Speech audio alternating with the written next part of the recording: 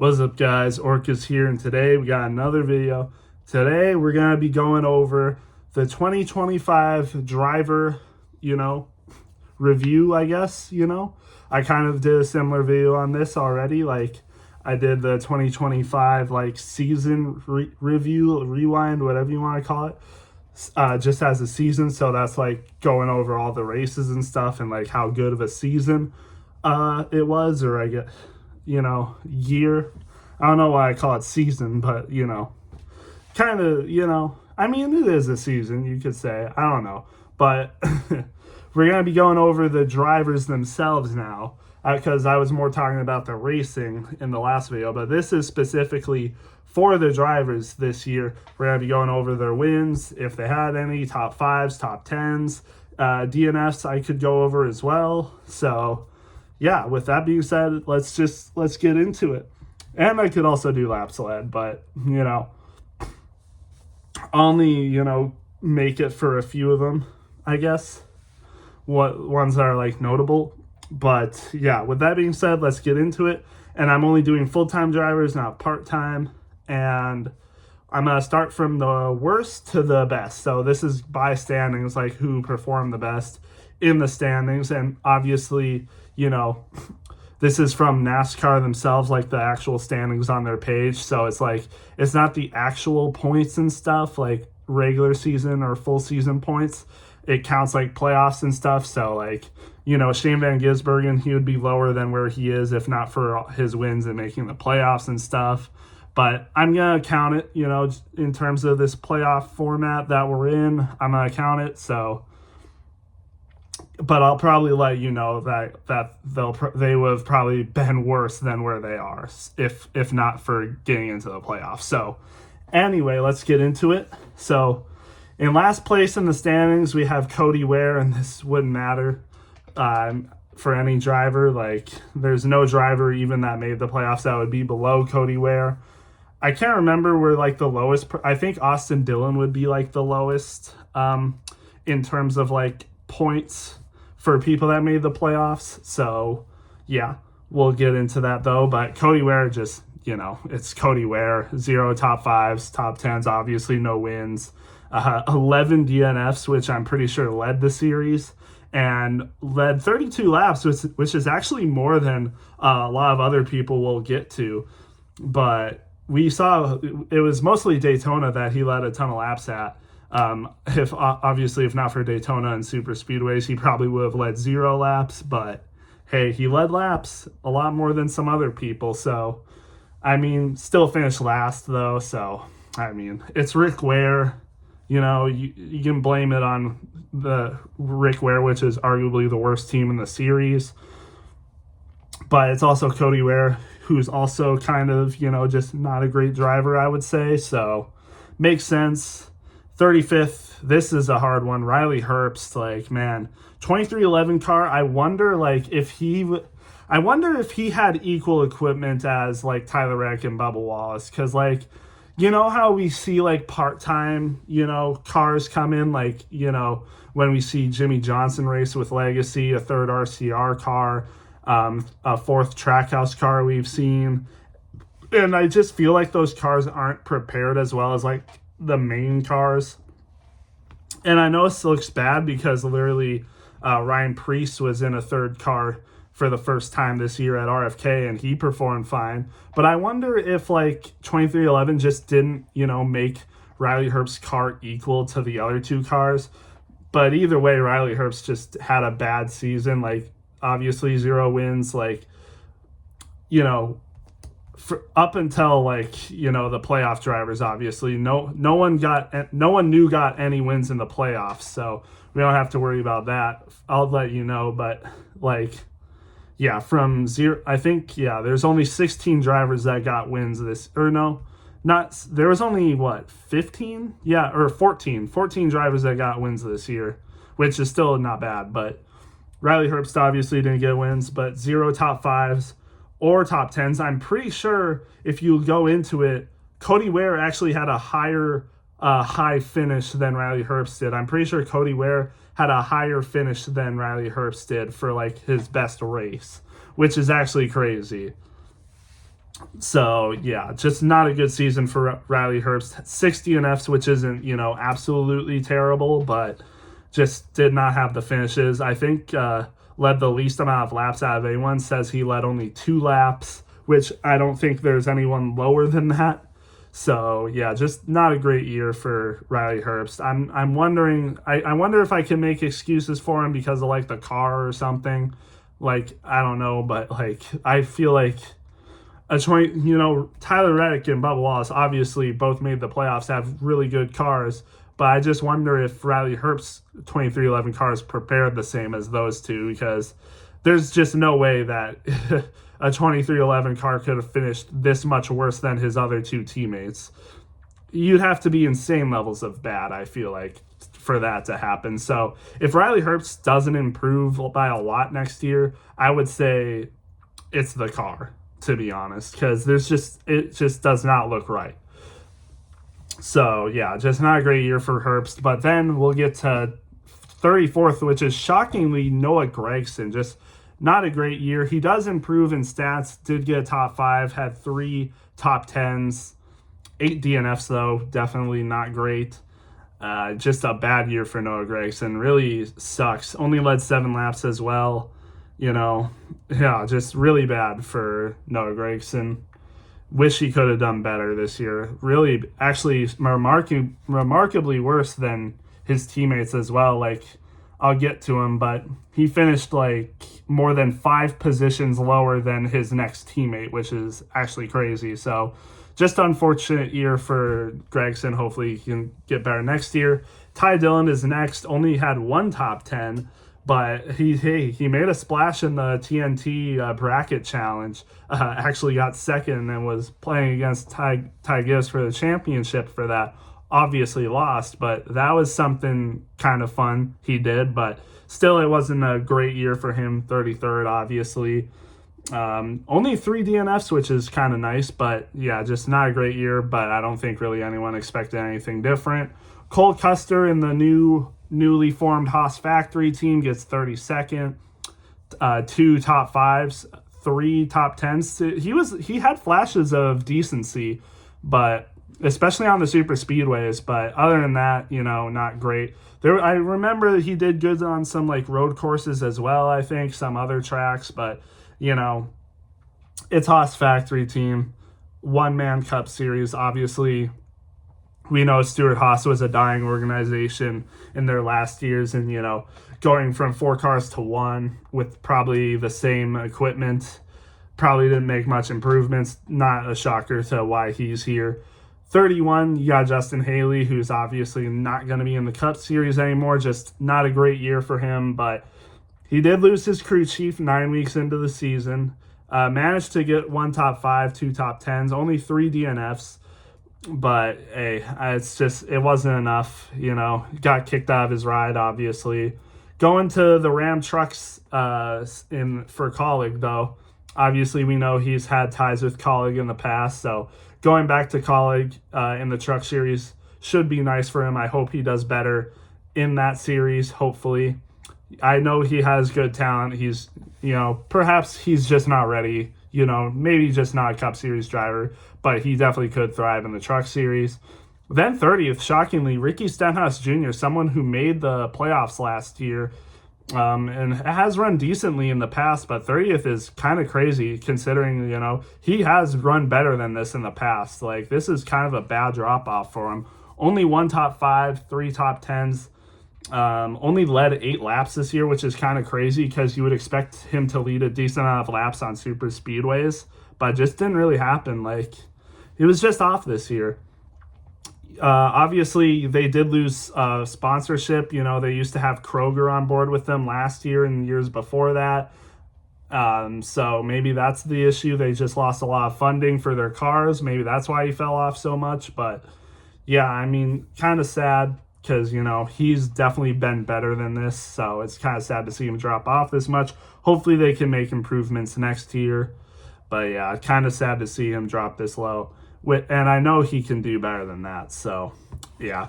Daniel Suarez, 29th, not a great season for him, but he is staying in the Cup Series, taking Justin Haley's ride. finished 2 positions better than him, had 7 top 10s, which is the best so far out of anyone. But yeah, other than that, it just wasn't a great year. Did have 2 top 5s, which is the first person. Oh, wait, no, Cole Custer had 2 top 5s. But 2 top 5s, just still wasn't a great year for him. But he is the first person to lead more laps on this list over Cody Ware. So, I mean, that's something. He did win a race in the Xfinity Series at Mexico City, which was cool to see. But hopefully he does better with Spire next year, taking Justin Haley's ride.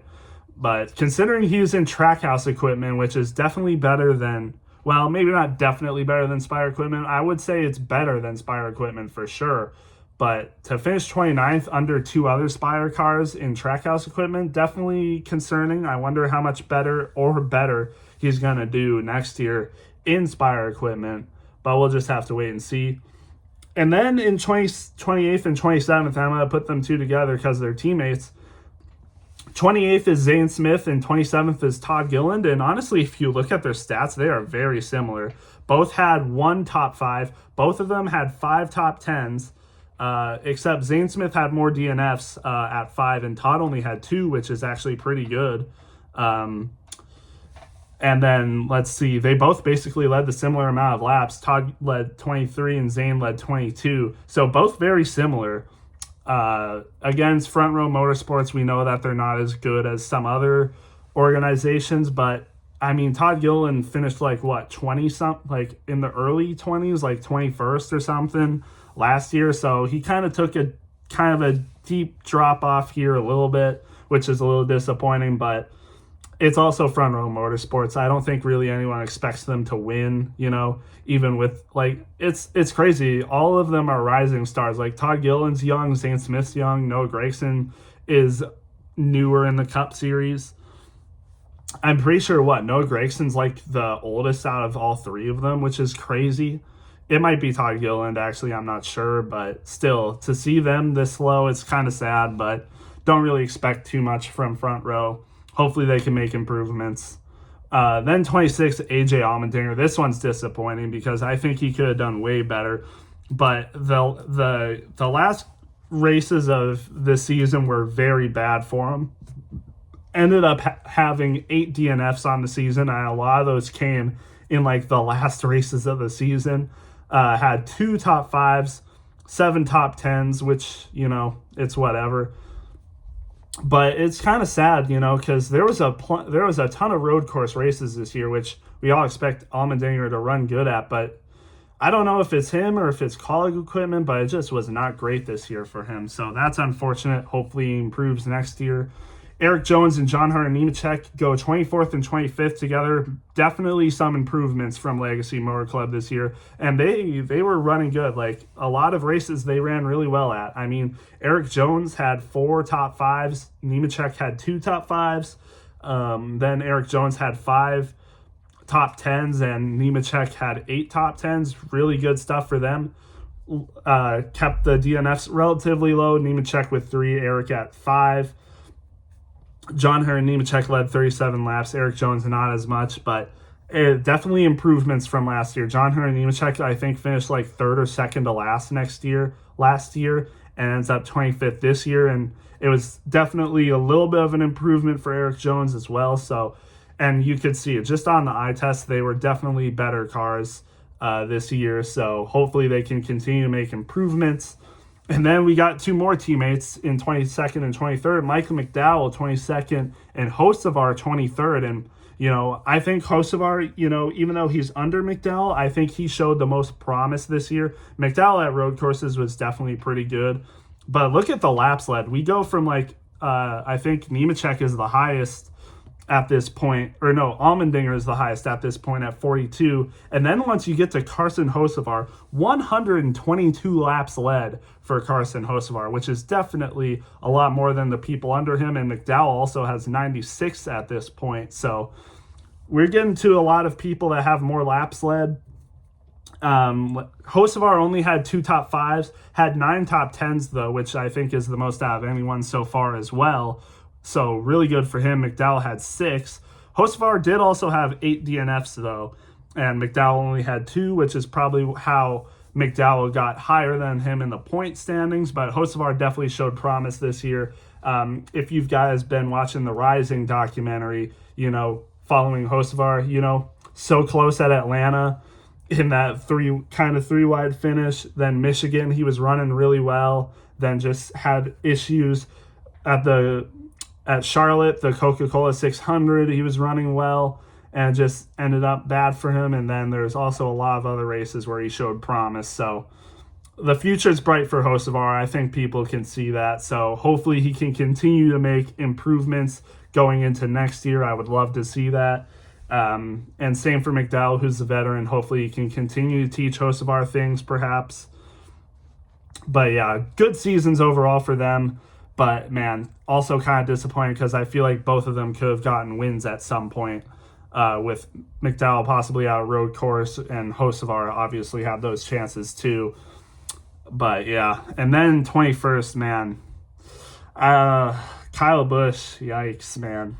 Is this the lowest we've seen him in like the newer seasons? Like obviously when he was like starting off as like a rookie and stuff, he probably had a worse season at some point. But for like the veteran Kyle Busch, I think this is his worst season now so far. Only 3 top 5s, did have 10 top 10s, which is the most out of anyone so far. But man, this is rough for sure.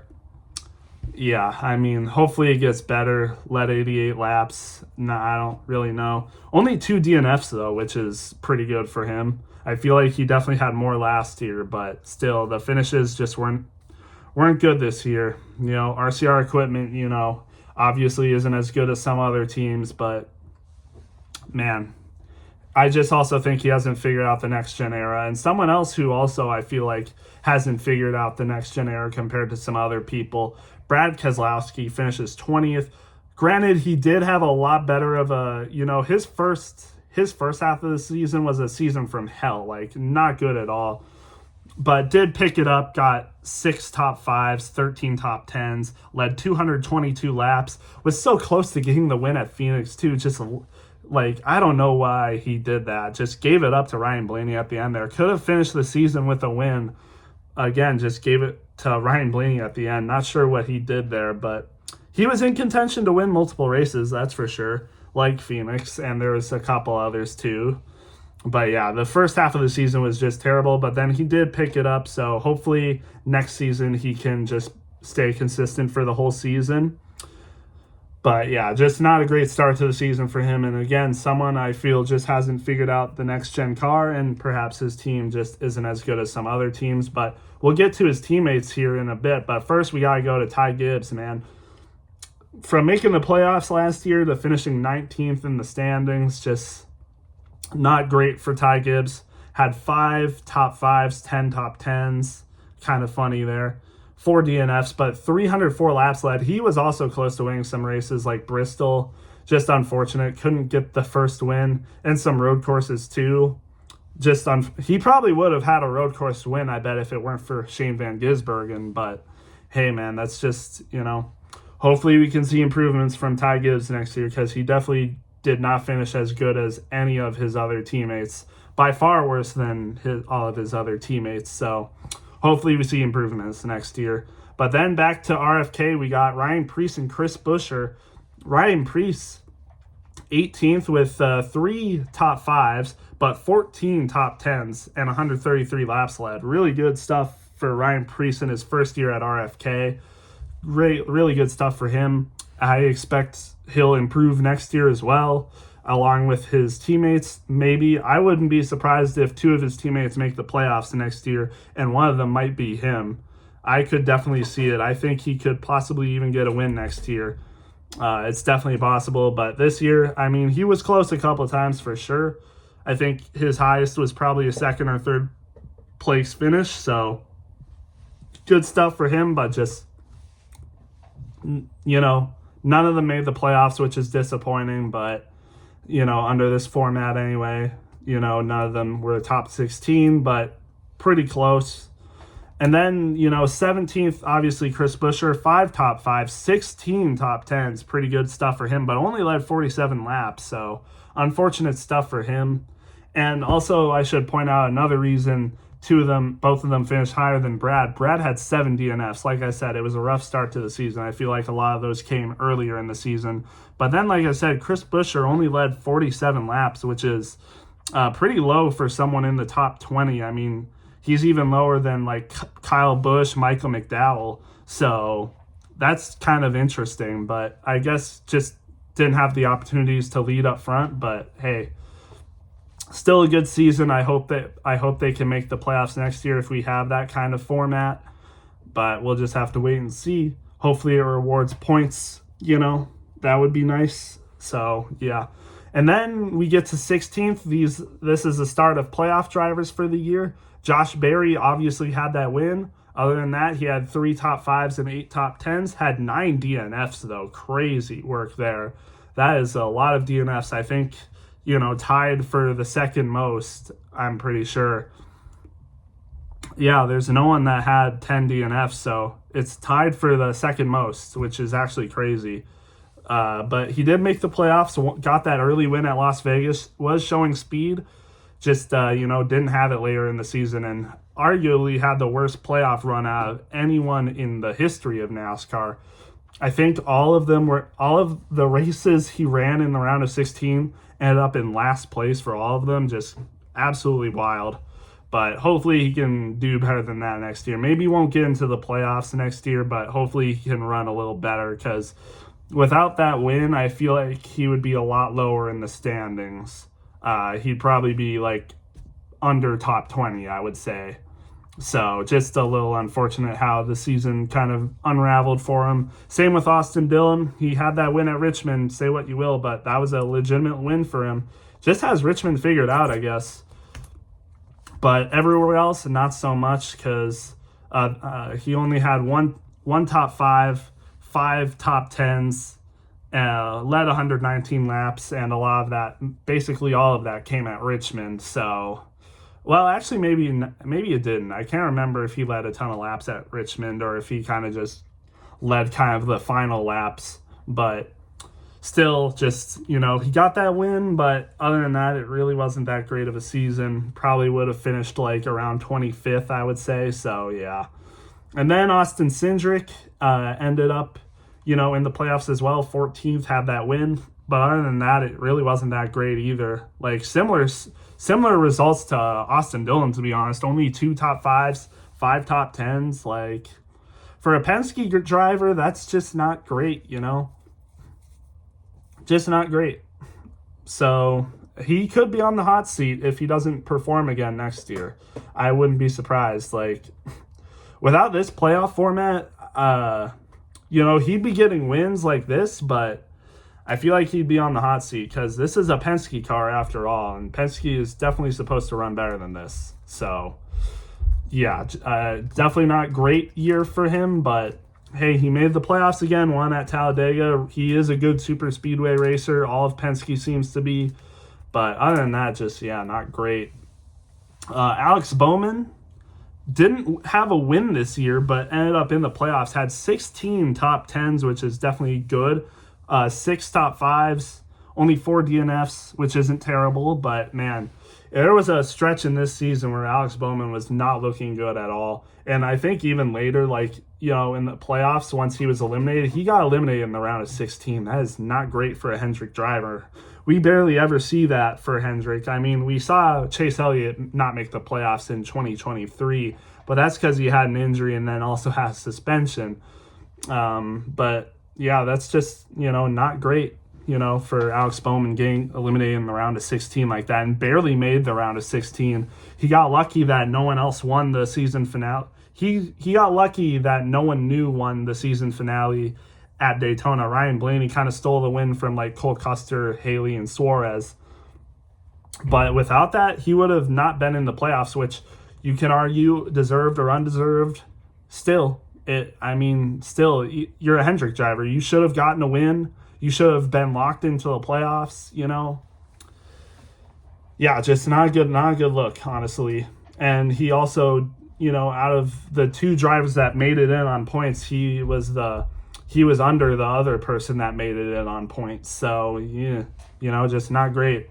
And then the other person that made it in on points made it to the round of 12, but not him. So, yeah, kind of rough there. But Shane Van Gisbergen, man, what a rookie season for Shane Van Gisbergen. 5 wins, all on road courses, granted. And that's, I guess, where all his top 5s and most of his top 10s came in. Did get 7 top 10s, so at least 2 races where he got a top 10 on, he got a top, one of the other ones was a top 10 on a road course. I think he did finish top 10 at Coda. So one track that wasn't a road course, he got a top 10 on. I can't remember which one that was. It was one later in the year, I remember, but only 4 DNFs though, which is definitely not bad. But I do remember he did cause a lot of cautions, but still 5 wins rookie season, road courses, just unstoppable on road courses except for Coda, I guess. But just insane season for Shane Van Gisbergen. You could argue he's already the greatest road course racer of all time in the Cup Series. So that's just crazy what he's been able to do. And we'll see if he can continue that next year. Maybe teams will figure him out. Maybe drivers will figure him out, can start to win road course races besides him. But we'll just have to wait and see. Bubba Wallace in 11th. Pretty good year for him. Actually got a win before the playoffs. Won at Indianapolis, the Brickyard 400. So good win for Bubba Wallace. I'm pretty sure this is his first crown jewel, if I'm not mistaken. He didn't win the Southern 500, did he? I don't think he ever won a Southern 500. So I think this is his first crown jewel race. So that's nice for him. Other than that, had 14 top 10s, 6 top 5s. Led 378 laps, so good stuff for Bubba Wallace. Definitely an improvement, probably his best season that he's ever had. So, but yeah, good season for Bubba Wallace. Made it into the round of 12 as well. Got eliminated in the round of 12, but man, he was good. I mean, I was legitimately thinking he could be a championship 4 contender at one point. Like, he was running really good this year. I would say he was better than his teammate. Although he finished lower in the standings than his teammate technically, I would say he was better, which, we'll get right to him. But first, Ross Chastain ends up 10th in the standings. Also got eliminated in the round of 12, obviously. Had the Coca-Cola 600 win, though, which was really nice. Had 12 top 10s, 4 top 5s. Only led 83 laps, though. Not very many laps led compared to a lot of other people, Once you get into like the round of 12 drivers, even some round of 16 drivers, like Barry led 207, Cindric led 325, Bowman even led 165, Bubba Wallace led 378, but Ross Chastain only led 83. So, kind of a down year. Even though he finished top 10, 12 got eliminated in the round of 12, I feel like it was a down year, low-key, for Ross Chastain. I think even though he didn't make the playoffs last year, this still didn't feel like much of an improvement year for him. So it didn't really seem like he improved all that much, like I said. I would be willing to bet he led more laps last year. I would be willing to bet he probably had more top 5s last year. So that's just kind of unfortunate for Ross, Trackhouse have been losing speed, Say what you will, but like Suarez finishing 29th, before this year, he was still finishing better than that for sure. But I don't know, just kind of weird. Just kind of weird for Trackhouse. Shane Van Gisbergen obviously had those 5 wins, but he's also a god at road courses, so I don't know, just kind of weird. But in 9th, Tyler Reddick. Again, I think Bubba Wallace, from the eye test, I think Bubba Wallace was better at some points. And some, they kind of have even stats. The only difference is that Bubba Wallace had 9 DNFs this year, while Tyler Reddick only had 1, which is actually the best out of anyone. He's the only person to have 1 DNF. Everyone else had 2 or more DNFs. So only 1 DNF for Tyler Reddick. That's definitely really good. Led 169 laps, 14 top 10s, 7 top 5s, which I think is the best out of anyone so far as well. Yeah, that is true. 7 top 5s is the best out of anyone thus far in the standings. So still a good year for Tyler Reddick, definitely. Definitely a good year. Just a little, he made the championship 4 last year, so it was definitely not an improvement. Got eliminated in the round of 12 this year, but still pretty solid year for Tyler Reddick. He just didn't have the same speed as he did last year. But, I mean, last year was just a perfect season for him. Honestly, it could be considered an anomaly, to be honest. Because, I mean, him and Bubba Wallace ran pretty equal this year, and Tyler Reddick was definitely a lot better than Bubba Wallace last year. But, yeah, just did fall back down to earth this season, I would say. But still definitely a solid year for him. And then getting into the top 8 drivers, the people that made the round of 8 at least, we got Chase Elliott. And this is definitely an improvement. Tyler Reddick, by the way, had 0 wins. Like I said earlier, that the driver I said I'd get to who also had 0 wins, that was Tyler Reddick. Chase Elliott, definitely a solid driver this year. 2 wins. One of them came in Kansas during the playoffs, which was a crazy finish. Probably shouldn't have won that race, but hey, I mean, strategy plays out. People do their thing, and he was able to steal a win so to get his second win of the season. But other than that, still a solid season. 11 top 5s, 19 top 10s, only 3 DNFs, 454 laps led. Definitely a solid year for Chase Elliott, you know. Yeah, definitely a solid year for him. Kind of just got unlucky in the round of 8, you know. I think he did DNF at Atlanta, or not Atlanta, Talladega in the round of 8. So that was a little bit rough for him. And then just the other 2 races wasn't able to do enough. But still a solid season for Chase Elliott. I mean, if you go to the Winston Cup standings points, which I think is illegitimate, we shouldn't be using Winston Cup standings to determine who really is the best champion. Because they use full season points, I definitely think, you know, if we were to go back to a full season points champion, you know, we shouldn't be using the Winston Cup points. There should definitely be changes. But if we're going by the Winston Cup, I think Chase Elliott finished top 5, and I think he was actually leading for most of the season, which, again, I don't agree with. Like, just based off the eye test as well, it did not seem like he was one of the best drivers this year. Like, I would have put Denny, Kyle, Briscoe, Bell, Blaney ahead of him for sure, even Byron probably. So, but still, solid season for him. Then 7th, actually, is Joey Logano. So, makes the round of 8 again, but it's not an even year, so he doesn't make the championship 4 or wins it.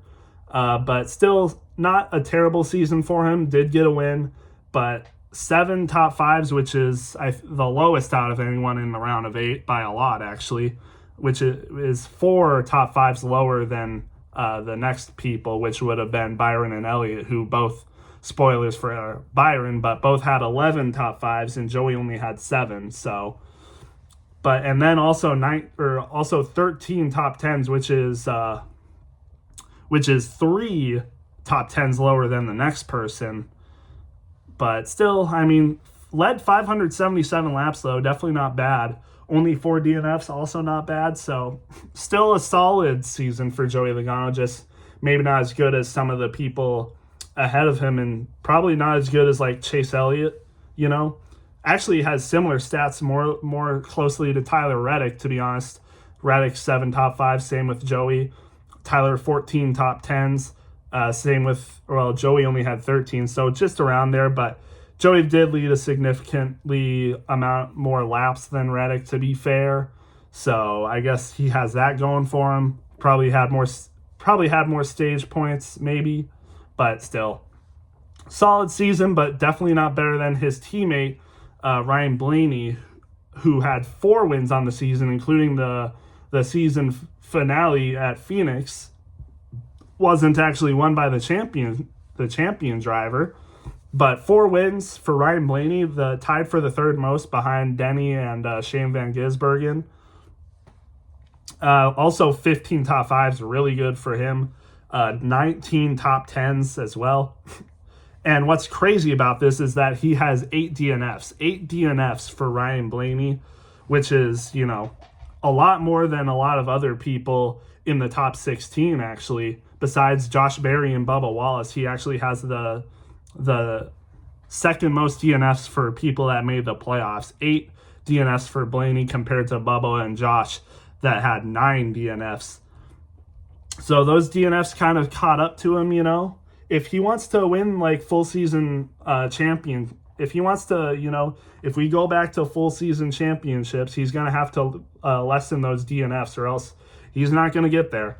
But what's crazy is that like still had a ton of he's tied for the most top fives in out of anyone. Like only two other drivers had 15 top fives, which we'll get to, and he tied that despite having 8 DNFs, which is a lot less than the other people that had 15 top fives. So he's really got the speed, man. I mean, honestly, I don't think people would have been mad this year if he made the championship 4 and won it all again. Like, he had a really good season. He was definitely a contending championship 4 driver. Just, I guess, those DNFs and other events just caught up to him. Just wasn't able to make it. But then the person that finished 5th was Christopher Bell, and if we use the Winston Cup format still, he would have been the champion this year.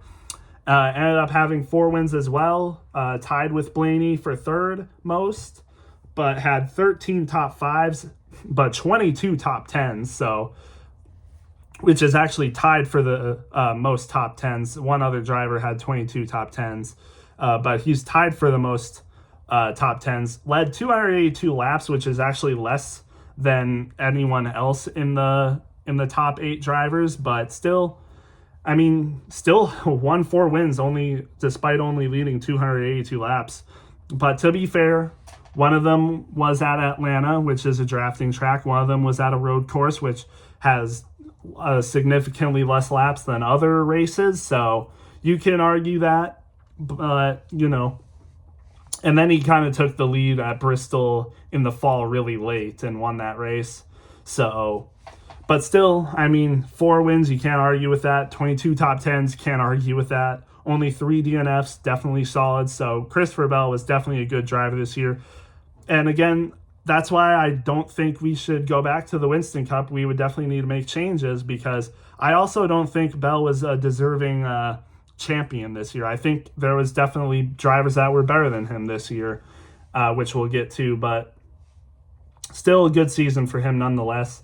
And then we get to the championship 4 drivers. The person that finished last in the race and I guess, ends up finishing 4th is William Byron, which, you could make an argument out of all the people in the championship 4, he deserved it the least, because out of the championship 4 drivers, he had the least amount of top 5s and top 10s, only having 11 top 5s and 16 top 10s.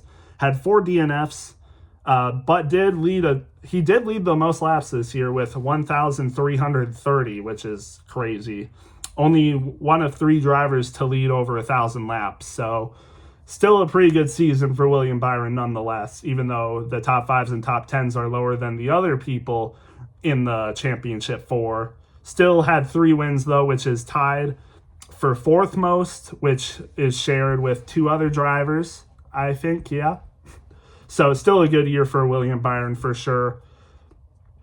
And yeah, he was really good and, really clutched up at Martinsville to get into the championship 4, beat Ryan Blaney for that. And by beating Ryan Blaney, it possibly saved us from another Ryan Blaney championship, because he won at Phoenix. Obviously, things could have played out differently, but he ended up winning Phoenix. So perhaps William Byron shut out Blaney from winning another championship.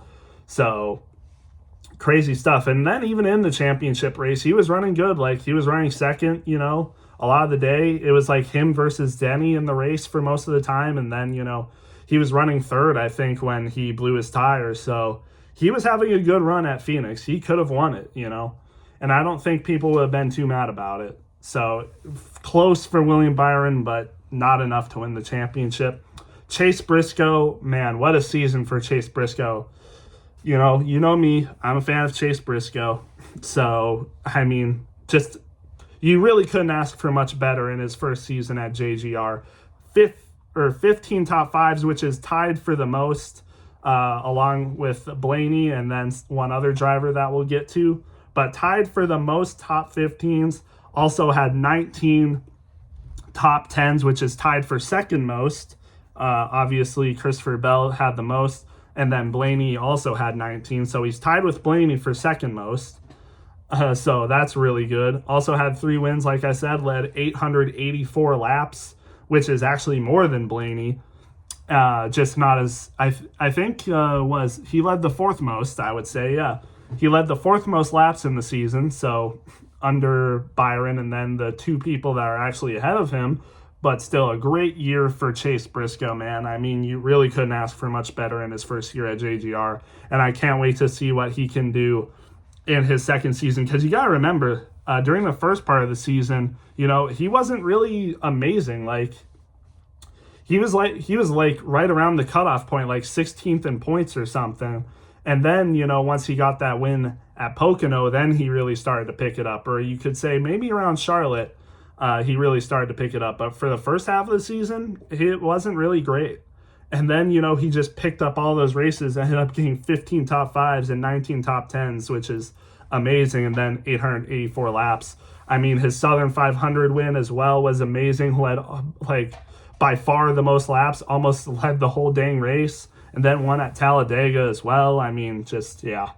Great season for Chase Briscoe. Would have been a deserving championship champion, for 2025. Also, I want to add that he did finish second in the Winston Cup points, which, again, isn't completely accurate, but I definitely think it does credit Briscoe to having a pretty consistent season overall.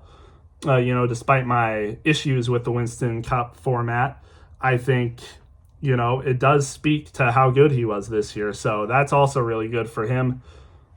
But coming at second, he did have one teammate that did better than him, Denny Hamlin.